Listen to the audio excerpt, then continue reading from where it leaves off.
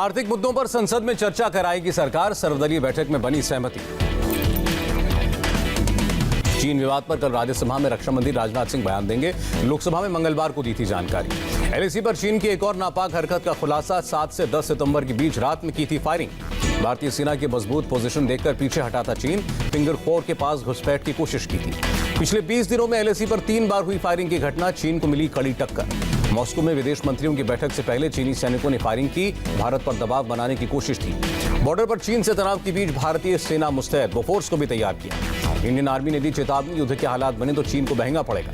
लेह में सेना की तैयारी जारी। 0 टेम्परेचर में जवानों के लिए जरूरी उपकरण भेजे जा रहे हैं।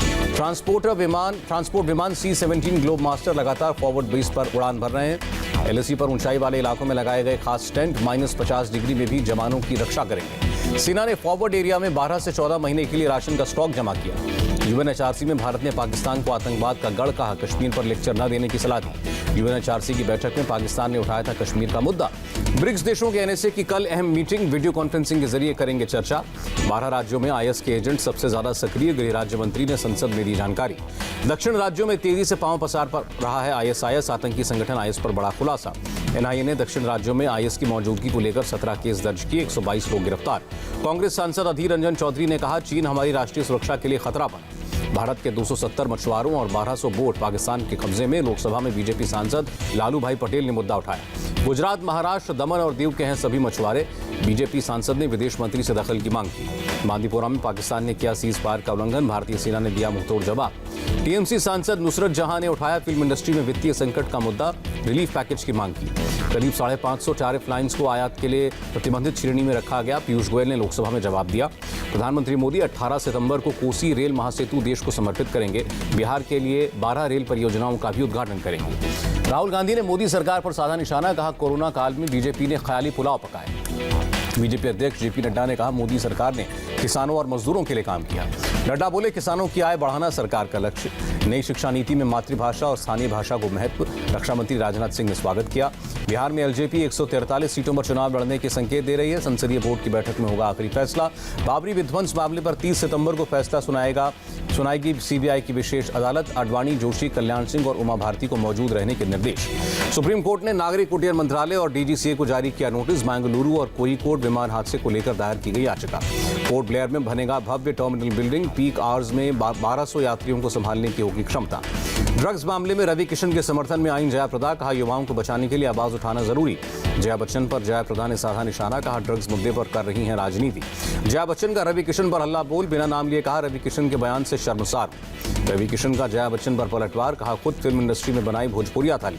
इंडिया टीवी से बातचीत में बोले रवि किशन, जया बच्चन को नहीं देना चाहिए था ऐसा बयान। ड्रग्स की थाली में छेद करना जरूरी है। कंगना ने ट्वीट करके कहा, देशभक्ति और नारी प्रधान फिल्मों की सजाई थाली, ये मेरी अपनी थाली है, जया जी की नहीं।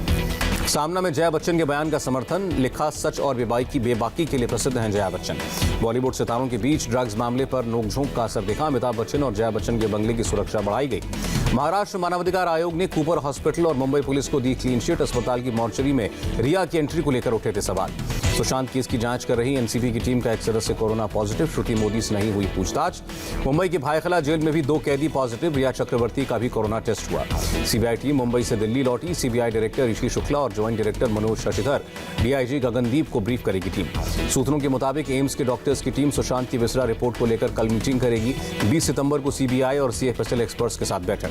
नारकोटिक्स ब्यूरो ने ड्रग्स केस में 2 और लोगों को गिरफ्तार किया। अब तक 16 गिरफ्तार। गोवा से गिरफ्तार ड्रग पेडलर कोस्टा 17 सितंबर तक एनसीबी की कस्टडी में। करण जौहर के घर हुई पार्टी का मामला बढ़ा। अकाली नेता मनजिंदर सिंह सिरसा ने एनसीबी से शिकायत की। सुशांत को लेकर पवना डैम में बोट चलाने वाले जगदीश गोपीनाथ का बड़ा खुलासा। बोट से आपती गवंडे टापू जाते थे सुशांत। रिया सारा के अलावा एक और एक्ट्रेस आती थी। टापू पर शराब और गांजे की पार्टी होती थी। एनसीबी से पूछताछ में बोटमैन का खुलासा। इंडिया टीवी के पास बयानों की एक्सक्लूसिव जानकारी। बीजेपी सांसद विनय सहस्त्रबुद्धे ने उद्धव सरकार पर साधा निशाना, कहा सरकार ही अवैध निर्माण का प्रतीक। दिल्ली दंगे के 15 आरोपियों के खिलाफ चार्जशीट दाखिल। दिल्ली पुलिस ने कड़कड़डूमा कोर्ट में दाखिल की चार्जशीट में उमर खालिद और शर्जील इमाम का नाम नहीं, दोनों के नाम सप्लीमेंट्री चार्जशीट में होंगे। अलीगढ़ में ज्वेलरी शॉप लूटने वाले 3 बदमाश नोएडा से गिरफ्तार। बदमाशों से लूट का सोना और अवैध हथियार बरामद। पुलिस टीम के साथ एनकाउंटर में तीनों बदमाश घायल होकर अस्पताल में भर्ती। गौतम बुद्ध नगर के एडिशनल सीपी लव कुमार ने जानकारी दी। राजस्थान के बूंदी में चंबल नदी में नाव पलटी, 14 की मौत। मुंबई के मालवनी में दर्दनाक हादसा, एक कार ने 3 साल के बच्चे को कुचला, ड्राइवर के खिलाफ मुकदमा दर्ज। जम्मू कश्मीर के डोडा में पुलिस ने एक व्यक्ति को हिरासत में लिया। पुलिस की वर्दी पहनकर शहर में घूम रहा था, पुलिस में जाना चाहता था। गिरफ्तार शख्स नहीं है कोई क्रिमिनल हिस्ट्री। तमिलनाडु के मदुरई में 587 किलो नशीला पदार्थ जब्त, एक गिरफ्तार। देश में कोरोना ग्राफ 50 लाख के ऊपर, एक दिन में आए 90,123 से ज्यादा नए केस। कोरोना से एक दिन में 1,290 मौतें, अब तक 82,066 लोगों की जान गई। स्वास्थ्य मंत्री ने कहा, दुनिया में सबसे ज्यादा रिकवरी वाले देशों में भारत, 14 राज्यों में 5,000 से भी कम केस। देश भर में अब तक करीब 6 करोड़ टेस्ट हुए, पिछले 24 घंटे में 11 लाख से ज्यादा test. PPE kits, ply mask, face shield और सैनिटाइजर के निर्यात से बैन हटाया गया। वेंटिलेटर्स, हाइड्रोक्सीक्लोरोक्विन के निर्यात से भी बैन हटाया गया। कोरोना से जंग के लिए निर्यात पर लगाया गया था प्रतिबंध। लोकसभा में डीएम के सांसद सेंथिल कुमार ने कहा, संसद सत्र पूरा होने तक कोरोना केस 65 लाख हो जाएंगे। सेंथिल कुमार ने कहा, देश में बेड्स की कमी है, कोरोना का बुरा दौर आने वाला है। दिल्ली में कोरोना से फिर 4,000 से ज्यादा लोग पॉजिटिव, 33 की मौत। दिल्ली में अगस्त के पहले हफ्ते में हुए सीरो सर्वे से खुलासा, ठीक हुए 30% लोगों में नहीं मिली एंटीबॉडीज। 8 अक्टूबर तक नहीं खुलेंगे निजामुद्दीन मरकज के रिहायशी इलाके, दिल्ली कोर्ट का फैसला। दिल्ली बीजेपी चीफ आदेश गुप्ता हुए कोरोना पॉजिटिव, संपर्क में आए लोगों से जांच कराने की अपील। महाराष्ट्र में 24 घंटे में 23,000 से ज्यादा मामले, कोरोना ग्राफ 11 लाख के ऊपर। मुंबई में एक दिन में 1,500 लोग ने संक्रमित, 49 की मौत। महाराष्ट्र में एक दिन में पुलिस के 247 जवान पॉजिटिव, 2 पुलिसकर्मियों की मौत। यूपी में एक दिन में कोरोना से 6,000 से ज्यादा लोग संक्रमित, 113 की मौत। बिहार में 1,575 लोग फिर कोरोना पॉजिटिव, कुल संख्या 1,61,000 से ज्यादा। पश्चिम बंगाल में 3,000 से ज्यादा नए केस, एक दिन में 61 लोगों की मौत। एमपी में 24 घंटे में 2,000 से ज्यादा लोग संक्रमित हुए, 29 की मौत। राजस्थान में कोविड के 802 नए मामले, पिछले 24 घंटे में 7 की मौत हुई। आंध्र में कोरोना के 8,000 से ज्यादा संक्रमण के मामले, 64 की मौत। कर्नाटक में 24 घंटे में कोरोना से 7,500 लोग संक्रमित हुए, 97 की मौत हुई।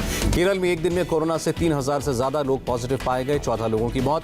वंदे भारत मिशन के तहत 31 अगस्त तक एयर इंडिया ने 2,556 करोड़ रुपए कमाए। रूस अपने कोरोना वैक्सीन के क्लिनिकल ट्रायल के लिए भारत के डॉक्टर रेड्डीज लेबोरेटरीज के साथ मिलकर काम करेगा। रूस ने कहा, स्पुतनिक 5 के क्लिनिकल ट्रायल के लिए सभी नियमों को विशेष ध्यान में रखा जाएगा। बिल गेट्स का बड़ा बयान, कहा, कोरोना पर काबू पाने में भारत में बन रही वैक्सीन का बड़ा रोल होगा।